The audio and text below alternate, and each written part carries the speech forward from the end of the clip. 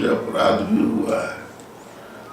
रात्रि को जल में नग्न स्नान नहीं करना चाहिए, एक अपराध। दूसरे जल में क्रीड़ा नहीं करनी चाहिए, दूसरा अपराध।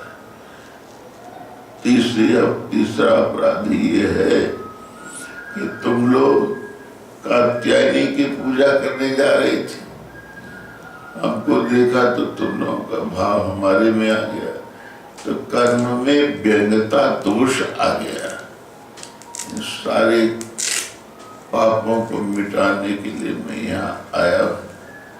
सब लोगों ने स्वीकार किया। कालांतर में कात्यायनी की पूजा की, भगवत प्राप्ति के लिए जो उपाय बताए गए थे सब लोगों ने वैसा किया, प्राप्ति हो गई।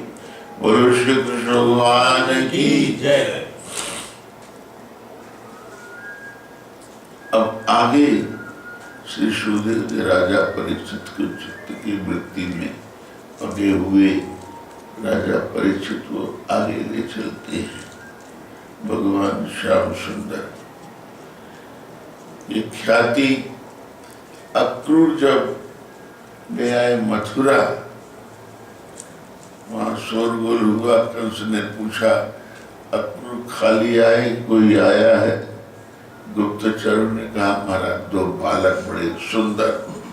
अरे कहे तुम बालक सुंदर कहते, हमारे काल है काल। अब तुम सुंदरता का वर्णन कर रहा है, मूर्ख कहीं गया। बस उनका हाथ सफाई है।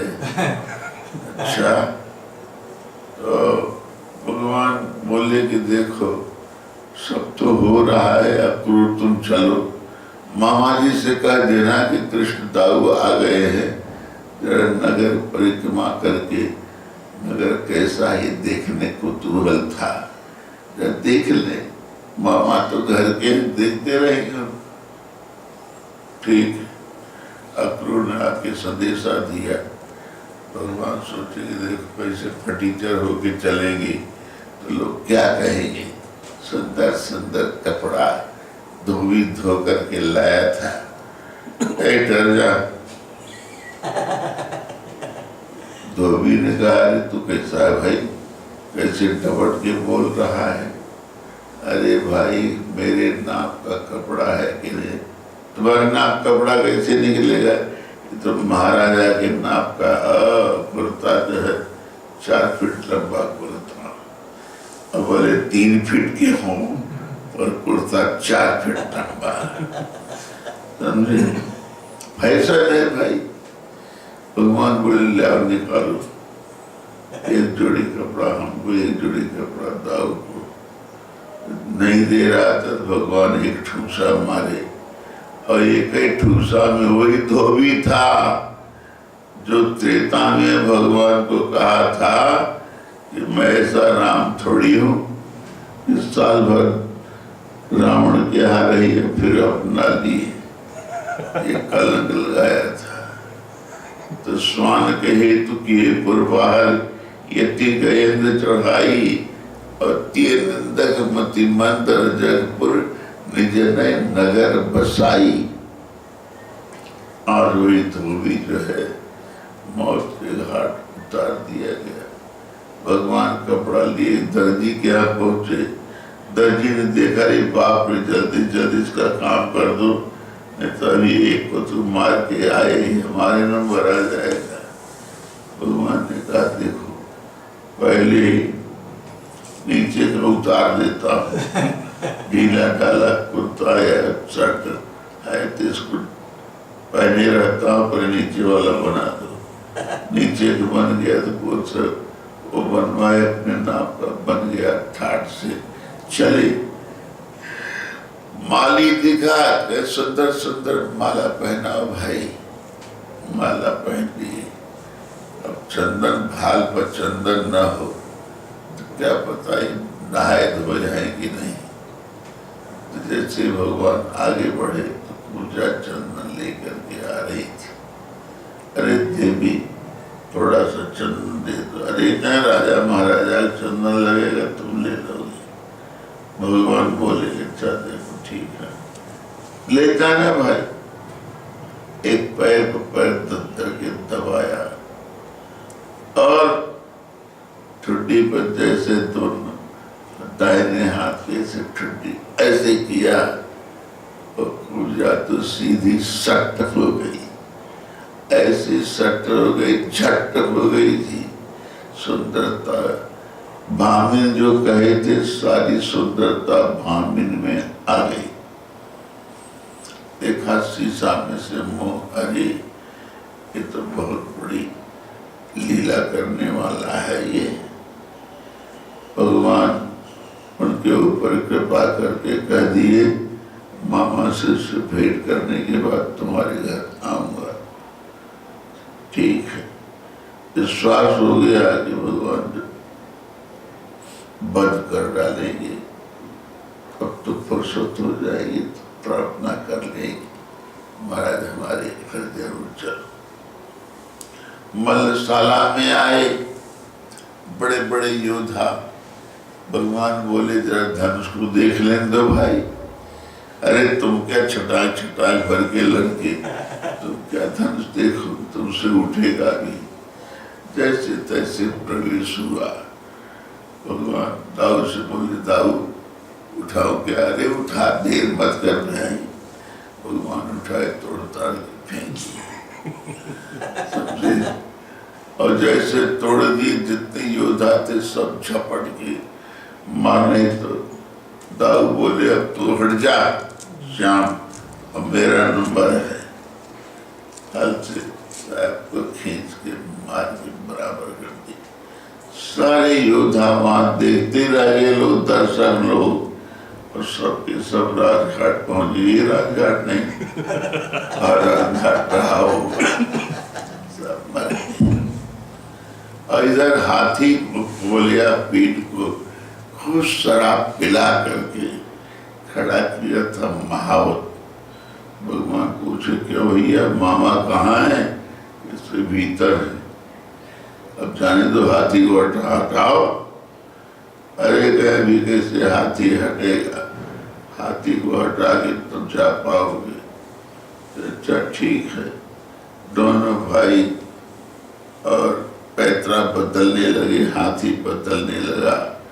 तो जैसे दाव आया, भगवान मारे एक घूसा, एक दांत टूट गया। बलदाऊ जी ने एक मारा घूसा, दूसरा दांत टूट गया। एक एक दांत ले लिए अपने हाथ में। अब मारते मारते चट्टी बना दिया कुबलिया पीठ। कुबलिया पीठ मारा गया। भीतर हल्ला हुआ, अरे कुबलिया पीठ को मारने वाले दो लड़के भैया वहां से आए, गोकुल से आए, बड़े बलशाली हैं। अब तो कंस की होने लगी, अब क्या होगा? चाणूर और मुष्टक भीतर। चाणूर और मुष्टक ने कहा श्याम, राजा को प्रसन्न करने के लिए हम लोग मल्ल युद्ध, मल्ल दिखलाएंगे, कुश्ती दिखलाएंगे। भगवान कन्हैया बोले फ्री स्टाइल कुश्ती होगी कि भारतीय कुश्ती? क्या राजा को प्रसन्न करने के लिए जो भी आप कुछ समझेंगे। ये बराबरी में कुश्ती होनी चाहिए, बेट वाली कुश्ती नहीं है क्या? नहीं। अरे इतने लोगों को आपने मार दिया, अभी बेट वाली कुश्ती ढूंढे रहे हो। कुश्ती शुरू हो गई चाणूर के साथ, भगवान श्याम मुष्टक के साथ में दाऊ। अब वो दाऊ देख रहे हैं कि श्याम मारे तो हम मारे, और श्याम देख रहे हैं दाऊ मारे तो हम मारे। अंत में चाणूर और मुष्टक दोनों मार दिए गए। अब कंस का नंबर आया, धीरे से कूद करके चढ़ गए सिंहासन पर। बैठा था कंस, ये मामा जी राम राम। अब मामा जी के तो कुछ गायब, अब क्या बोले। मामा जी जैसे मेरी माँ के केस पकड़े थे ना, याद है? ये यथा मां प्रपद्यन्ते तांस्तथैव भजाम्यहम्। जैसा मेरे या मेरे भक्तों के लिए कोई करता है, मैं उसके लिए वैसे ही करता हूँ। याद है मामा, आपने उस समय मेरी माँ के केश पकड़े थे, तलवार उठाए थे, देखा तलवार है, तलवार का प्रयोग नहीं करूंगा, केश पकड़े थे, इसलिए केश पकड़ करके खींच कर सिंहासन कितने ऊंचाई पर किया होगा, अपना सिंहासन बनवाया था। अरे कितनी ऊंचाई पर जाओ, भगवान सबको खींच लाते हैं, काल से कहते हैं खींच लाओ उसको, समझे, छोड़ते नहीं। अंत तो गत्वा कंस को खींच लाए, नीचे पटक दिए मल्लशाला में, और वहां कंस बद्ध हो गया। बोलो श्री कृष्ण भगवान की जय। अब कंस मर गया।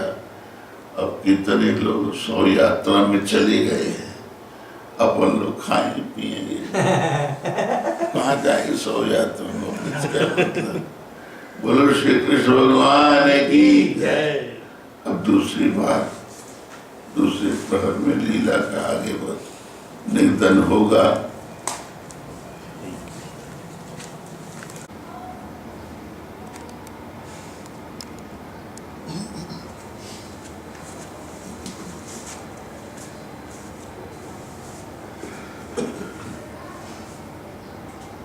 यं शैवा सम्पासते शिवैति ब्रह्मेति वेदान्तिनो बौद्धा बुद्धैति प्रमाणपटवः कर्तेति नैयायिका अरण्यत्यथ जैन शासनरता कर्मेति मीमांसका सोऽयं नो विदधातु वाञ्छितफलम् त्रैलोक्यनाथो हरि।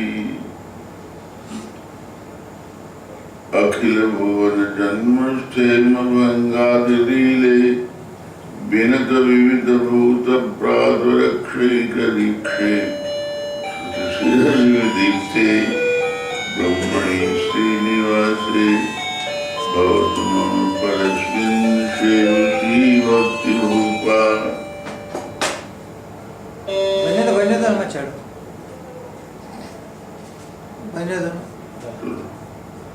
चल चल टांग दो।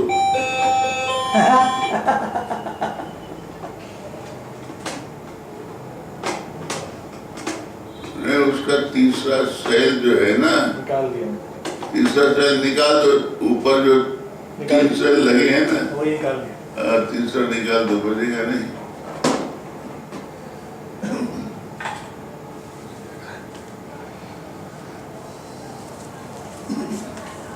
वंशी विभूषित करान्नवनीरदाभात् पीताम्बरादरुडबिम्बफलादरुष्टात् पूर्णेन्दु सुन्दरमुखादरविन्दनेत्रात् कृष्णात् परं किमपि तत्त्वमहं न जाने। बोलो श्री कृष्ण भगवान की जय।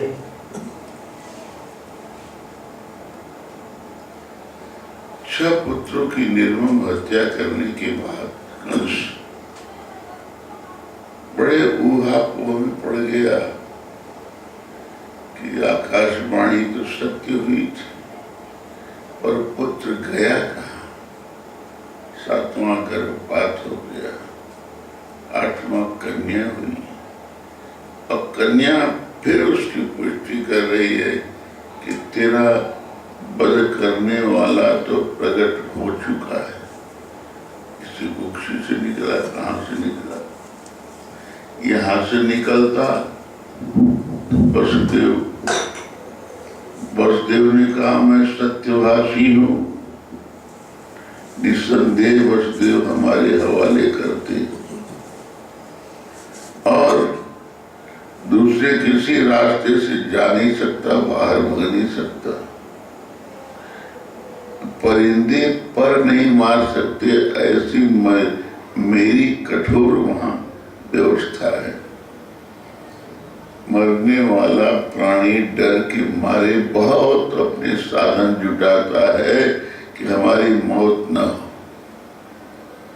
मर जाता है। ऐसी परिस्थिति में रात दिन उसको नींद नहीं आ रही। कंस को अक्रूर को जब भेजा तो अक्रूर जाकर के दाऊद और श्याम को लाए और श्याम दाऊद आकर के उस मथुरा नगरी को ढूंढने और देखने की कांक्षा से नगर भ्रमण किए। धोबी को मारा। माली बड़ा प्रसन्न हुआ, माला पहना के छुट्टी पाया और चंदन लगाने वाली कुर्जा और चंदन लगा के कृतकृत्य हो गई। दाऊद और श्याम आते आते कहाँ जहाँ धनुष यज्ञ था वहां पहुंचे। वहां पहुंचने के बाद धनुष को तोड़ा, इधर कुवलया पीठ को मारा, भीतर गए चाणूर और मुष्टक युद्ध में उनको पछाड़ा, उनको मारा। अब इसलिए मार मार के उनको मुक्ति दे रहे हैं। ऐसे ही परमात्मा आज के युग में पाप करने वाले प्राणियों को मार मार के मुक्ति दे तो काम बने। और कितने को मारेगा? सब तो एक रंग के रंगीले हैं। तो ऐसी परिस्थिति में जब कंस का वध हो गया, बोलो कृष्ण भगवान की जय। कंस के वध हो जाने के बाद कंस की दो पत्नी थी, अस्ति और प्राप्ति। ये मगध देश नरेश जरासंध की पुत्री थी। जब शादी और अंग वस्त्र इत्यादि सब बिखरे हैं, ऐसा रुदन करती करती जा रही हैं। जब वहां पहुंची वृत्तावतार नाम से जरासंध के यहाँ, जरासंध ने कहा, बेटा तुम्हारे पास कोई ऐसा साधन नहीं, हमारे दामाद ने तुमको कोई साधन से नहीं भेजा। कहें पिताजी, जब साधन देने वाला ही समाप्त हो जाए कौन साधन देगा? हैं? क्या हो गया? वो ब्रज का आया हुआ छोरा जिसको कृष्ण कहा जाता है, उसने मार डाला। इतने प्रतापी हमारे दामाद को मार डाला। बस क्रोध समाहित हुआ, इसका बदला मैं लूंगा। 23 अक्षौणी सेना लेकर के जरासंध भगवान के ऊपर आक्रमण किया। अब कई बार, एक बार दो बार नहीं, अर्धतो गत्वा जरासंध पराजित हुआ।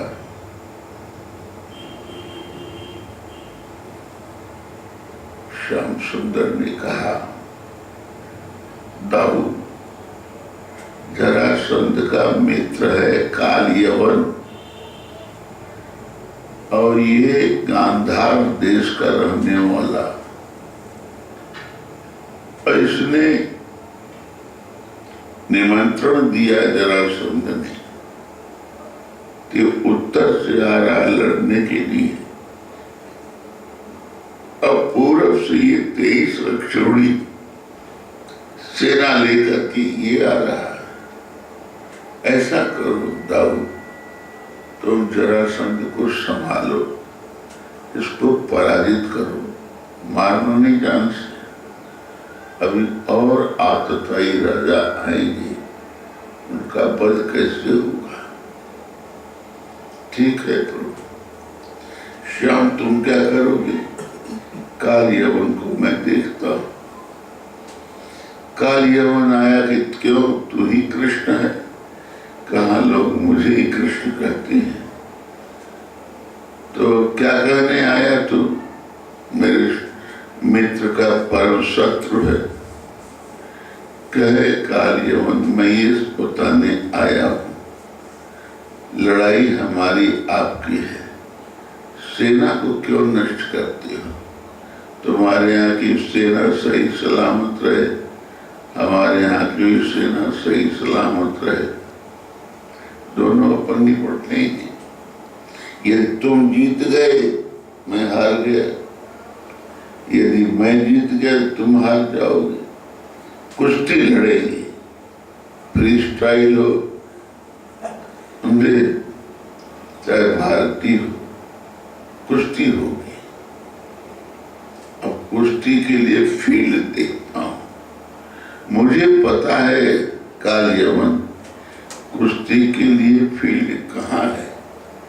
इस ऐसे स्थान पर हमारी आपकी कुश्ती होगी, इसमें तीसरा कोई देखने न पाए। ये तुम हार गए, तुम्हारी बदनामी का चारों तरफ झड़ोरा पीटेगा। यदि मैं हार गया तो मेरी बदनामी का ढिढोरा वो पीटेगा। इसलिए एकांत में हमारी और तुम्हारी लड़ाई होगी। कि चल, उसको क्या, उसको तो अभिमान था कि शंकर जी ने हमको ऐसा वरदान दिया है कि अस्त्र शस्त्र से तुम किसी से तुम्हारी मौत नहीं होगी। तुम्हारी मौत होगी जो सोने वाला व्यक्ति हो और बहुत दिनों से सो रहा हो और उसको किसी कारण से तुम जगा दोगे और उसकी दृष्टि पड़ेगी, तुम भस्म हो जाओगे। ऐसा तो कोई है नहीं।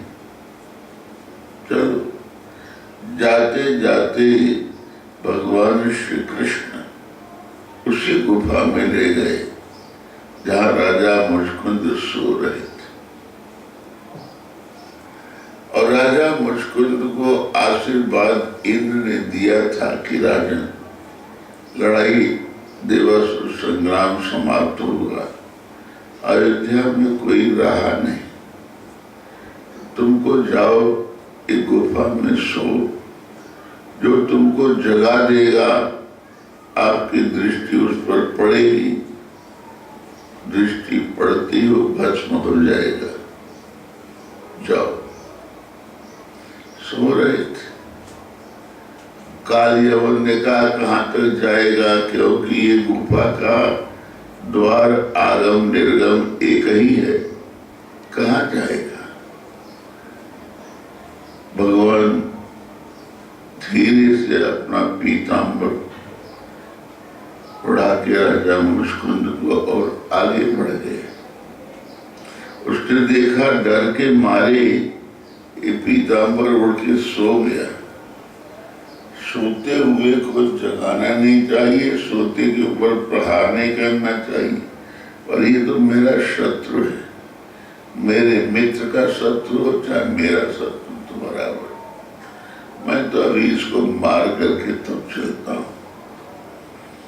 जैसे 1 लाख मारा राजा मुचकुंद को, तो राजा मुचकुंद की आंखें खुली और आंख मल करके जब देखा ऐसे, तो उनकी आंखों से इतना तेज निकल रहा है कि जैसे हजारों सूर्य का तेज निकल रहा।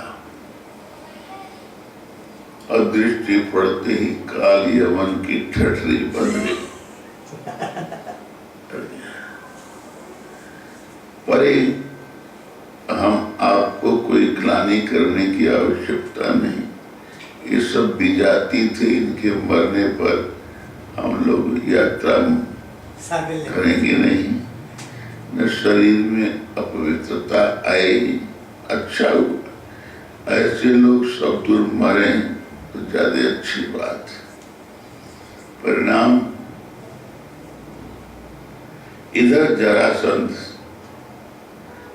तुमुल युद्ध हो रहा है। जरासंध को पराजित किया ताऊ ने। जरासंध तो वापस गया, और जब काल यवन मारा गया, भगवान इधर आए, और जब काल यवन के मर जाने के बाद भगवान मुचकुंद को देखते हैं, मुचकुंद ने हाथ पैर सुस्ते करके भगवान को प्रणाम किया। कहा महाराज, मैं इतना पूर्व में कामी था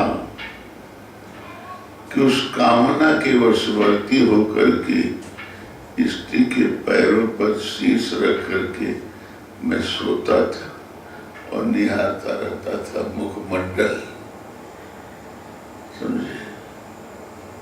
आज बहुत दिनों के बाद आपने मुझे दास के ऊपर कृपा की, पर प्रभु हमने बहुत पाप किए होंगे, पर मेरी मुक्ति आप कर दो। जिसने ऐसा प्रार्थना किया उसको भी प्रभु श्याम सुंदर ने मुक्त कर दिया।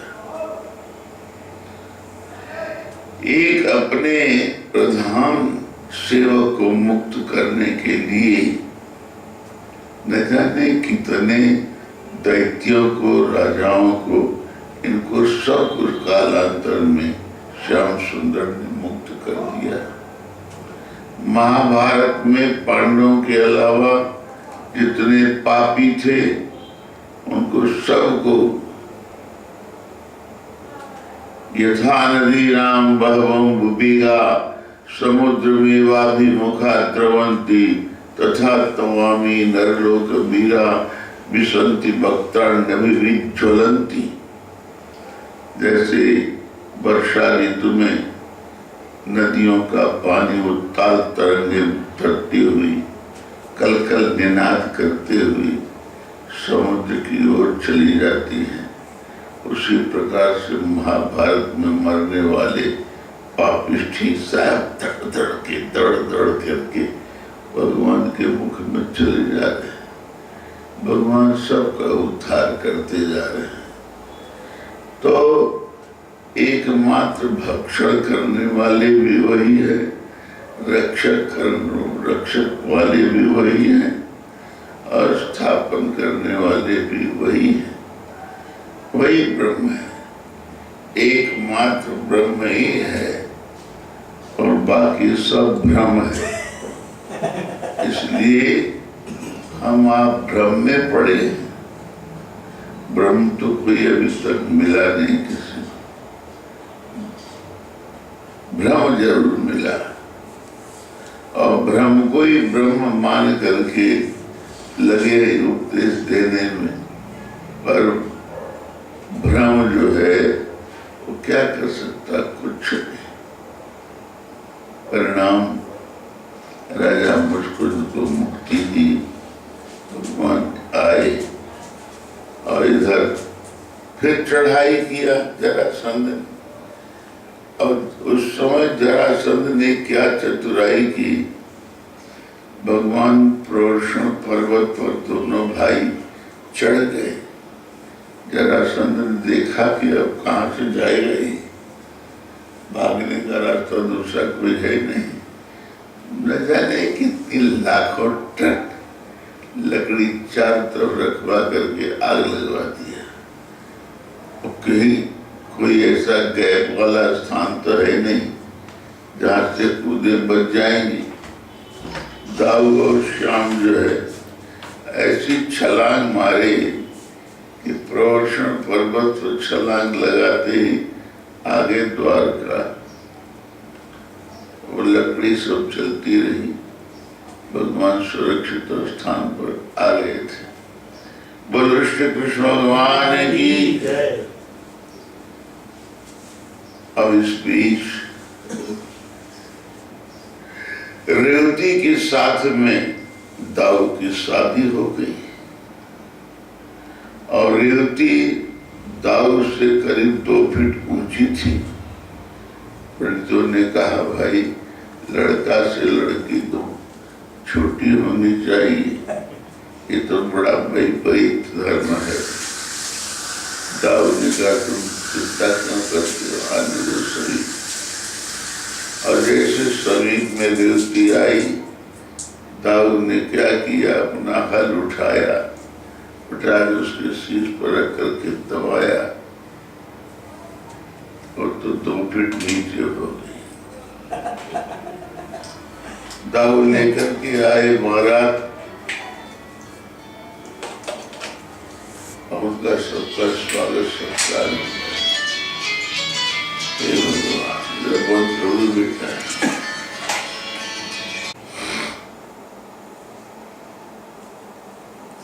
परिणाम भगवान जरासंध तो सोच बैठा था कि ये दोनों भाई अब मर गए प्रवर्षण पर्वत पर।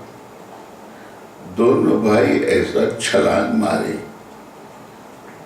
कि सीधे वहां से छलांग मारे द्वारका आ गए।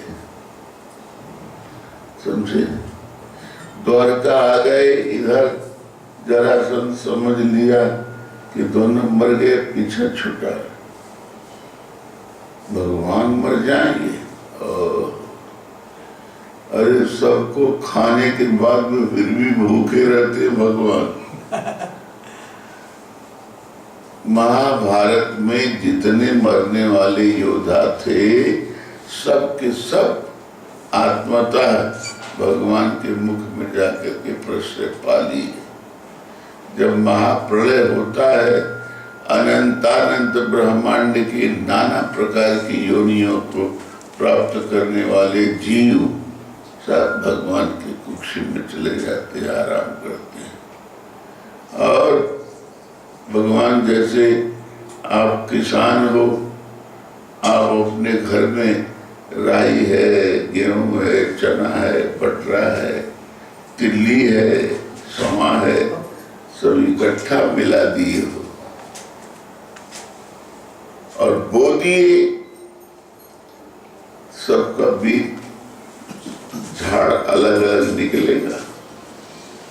भगवान की माया ऐसी है कि जैसा बीज रहेगा उसी समान अंकुर निकलेगा। ऐसा थोड़ी कि गेहूं में चना लग जाए और चना में बटरा लग जाए, गेहूं में जौ लग जाए, ऐसा नहीं होता। तो जो ब्राह्मण कुल में पैदा होने वाला हो ब्राह्मण कुल में पैदा हो, क्षत्रिय कुल में पैदा होने वाला क्षत्रिय कुल में पैदा हो। कहते चातुर्वर्ण्यम मया सृष्टम गुण कर्म विभागशः। गुण और कर्म का आश्रय लेकर के ब्राह्मण क्षत्रिय वैश्य इनको मैं उत्पन्न कर देता हूं। ब्राह्मण से मुखमासी, ब्रह्मा के मुख से ब्राह्मण,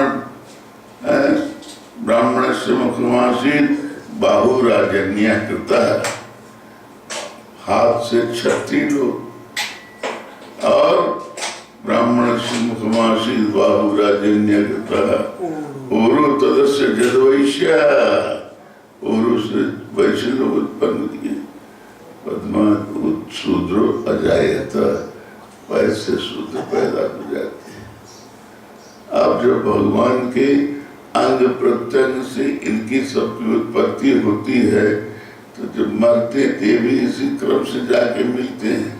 ब्राह्मण मुख में जाते हैं, क्षत्रिय हाथ में जाते हैं, और वैश्य पेट में चले जाते हैं, और शूद्र पैर में जाके लीन हो जाते हैं। जब सब देवता कामधेनु के शरीर में प्रविष्ट होने लगे, भगवान विष्णु ने कहा तुम भी चली जाओ लक्ष्मी। लक्ष्मी कहते रहे हाँ, गाय के शरीर में हम जाएंगे। लक्ष्मी कहीं स्थान नहीं मिला। अंत में ब्रह्मा ने कहा गोबर बचा है, गोबर, गोबर में तुमको निवास करना पड़ेगा। इसीलिए गाय का गोबर, भैंस का गोबर नहीं, गाय के गोबर से घर लीपते हैं।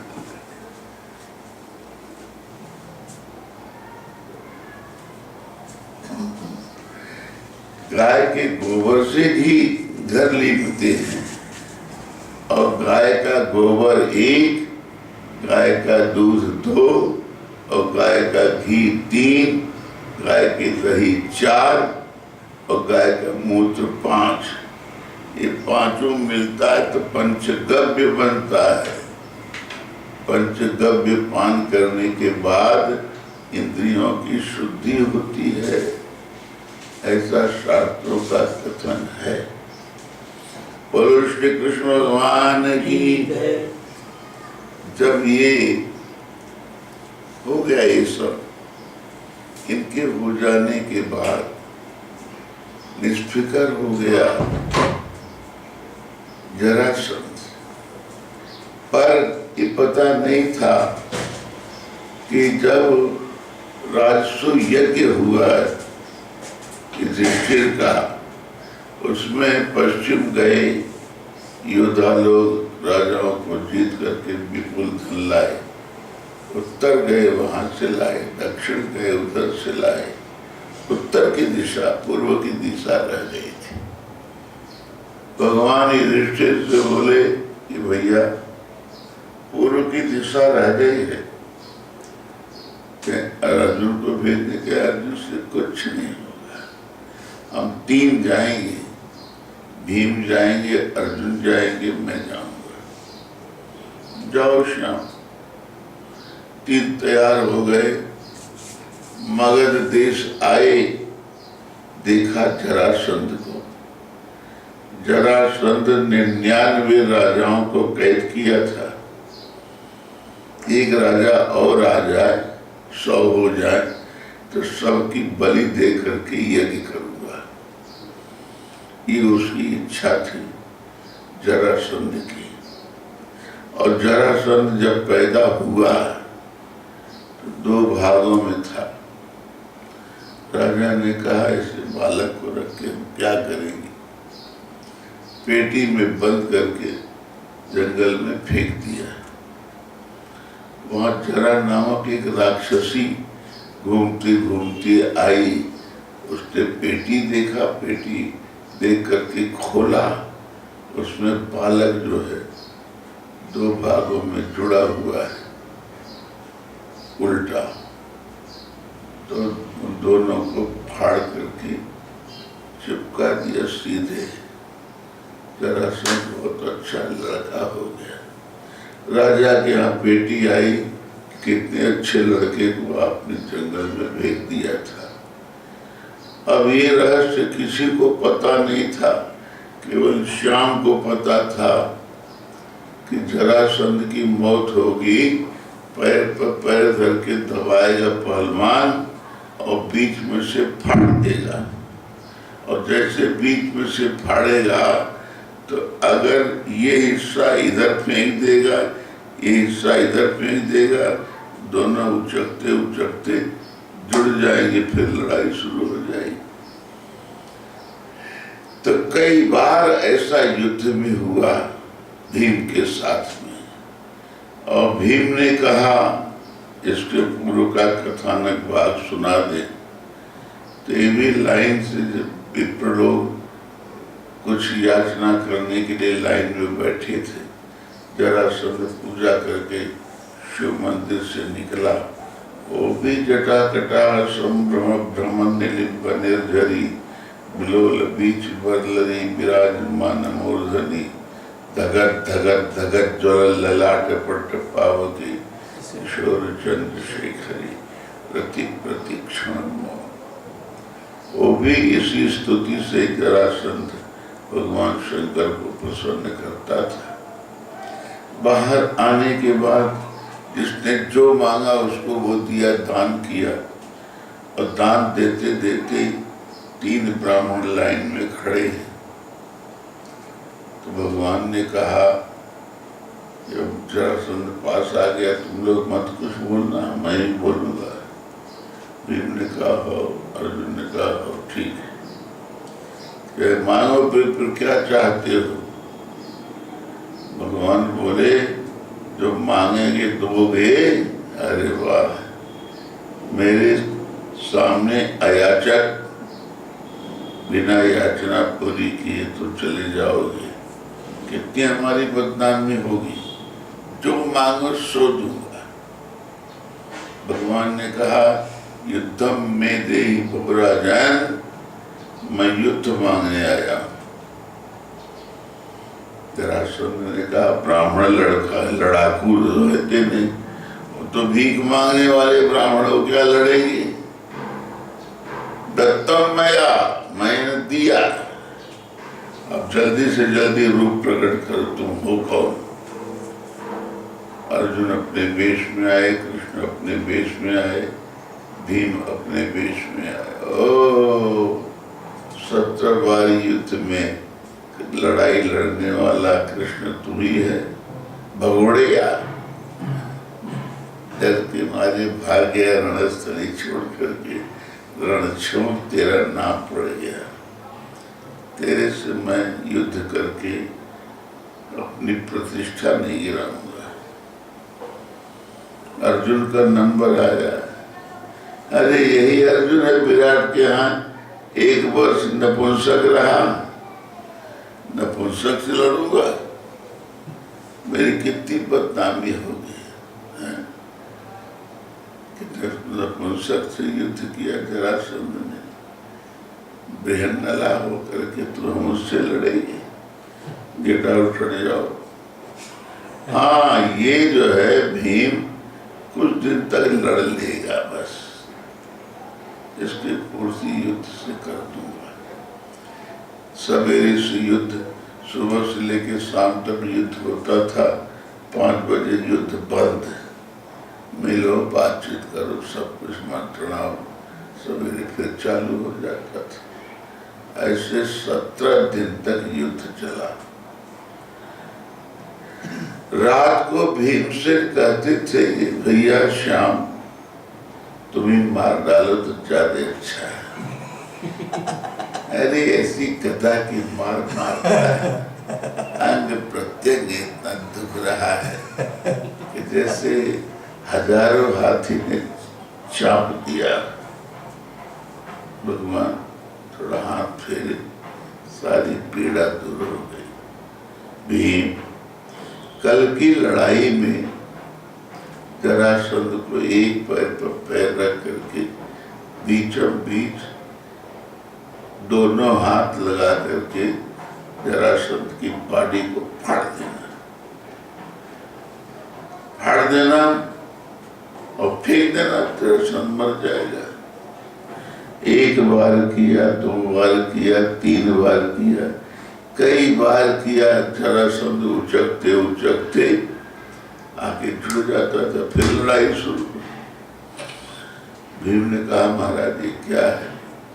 जरा सी गलती की, तृण उठाया केशव ने और फाड़ा, फाड़ करके देखते रहो हमारी तरह, आप लोग मत देखो बाबा, वो तो भीम को शाम कह रहे हमारी तरफ देखो।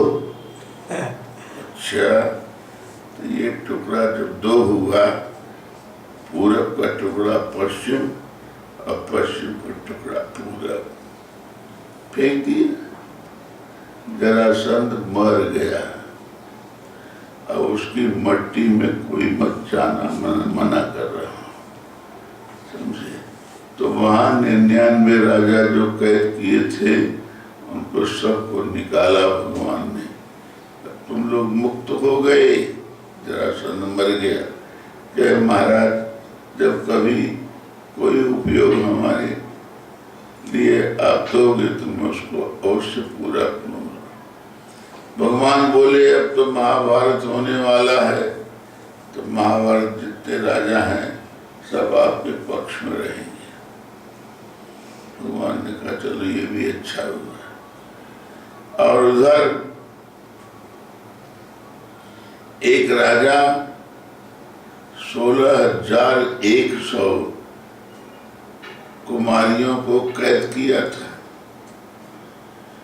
और जो कैद किया उसके ऊपर भी अनुग्रह भगवान ने किया। जब किवाड़ खुलवाया तो सबकी सब ने कह दिया मैं पति तुमेव, तो मेरे ही पति हो, दूसरे के। ऐसे कहते कहते 16,100 रानी बन गई भगवान की। दाऊ ने कहा, हे भगवान, बड़े बन के क्या करें, एक लुगाई बड़े मुश्किल से आई और इसके 16,108 पटरानी हुई और 16,001 जो है रानी बनी और सबके 10-10 पुत्र बने थे बाबा।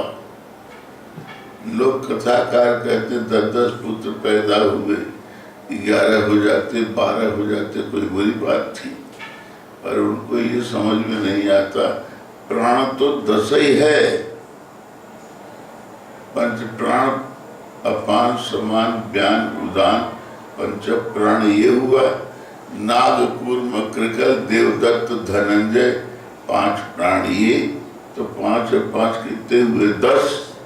10 प्राणों ने भगवान के लिए घोर तपस्या किया था। कोई ऐसा अवसर आए जो हम सब मिलकर के आपके पुत्र बने।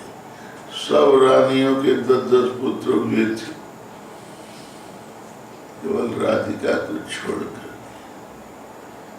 राधिका कोई रानी थोड़ी थी, राधिका जो है लादनी शक्ति है, प्रेमा भक्ति है, मूर्तिमती है और भगवान उनके साथ योग माया के साथ में विविध प्रकार की लीला करने के लिए अवतीर्ण हुए।